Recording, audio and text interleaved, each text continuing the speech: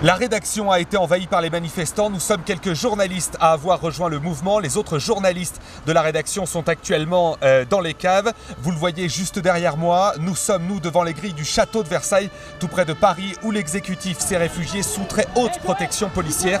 Des milliers de personnes de tout âge sont en train de converger, vous le voyez sur ces images en direct, de converger vers l'Assemblée nationale. Et c'est...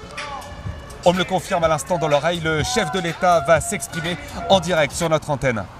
La Constitution permet au président de la République de prendre la parole devant le Parlement réuni à cet effet en Congrès. Il est des heures qui, de cette possibilité, font une nécessité. Les heures que nous vivons sont de celles-là. Nous avons fait fausse route. Nous avons préféré le clientélisme, les conflits d'intérêts, tout ce qui relève d'une forme de corruption ordinaire presque impalpable, à milieu des préoccupations des Français. Nous avons préféré la société de la rente à la société de la justice. Et je crois profondément que par ces choix récents, notre peuple nous demande de rendre le pouvoir à ceux qui œuvrent à l'intérêt général et pour la dignité des personnes. Voyons la réalité en face. Les forces adverses continuent d'être puissantes.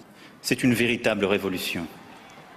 Elle prend parfois les traits de l'optimisme volontaire, d'autres fois ceux d'une colère sincère. Le peuple nous a donné le mandat de lui rendre sa pleine souveraineté. Nous devons partir. Il en est ainsi à chaque période.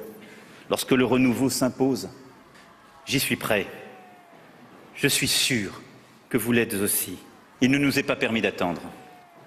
Les forces de la Révolution sont extrêmement puissantes. Pardon, Monsieur le Premier ministre, de vous annoncer aujourd'hui devant le Congrès cette mauvaise nouvelle. Ce qui nous est demandé par le peuple, c'est de renoncer, vous et moi. Vous venez de l'entendre, le président a donc décidé d'abandonner le pouvoir, et ce sous la pression populaire. Les grands industriels français sont en train d'organiser l'exfiltration du désormais ex-président. Et vous l'entendez, un hélicoptère est en train de décoller depuis la cour du château. Et vous pouvez le voir également sur ces images de notre antenne. Le yacht de Vincent Bolloré serait appareillé, escorté par des rafales de l'avionneur Dassault. Un gouvernement populaire de transition serait déjà prêt à assumer les plus hautes fonctions de l'État. Ce gouvernement populaire se revendique des valeurs du Conseil national de la résistance.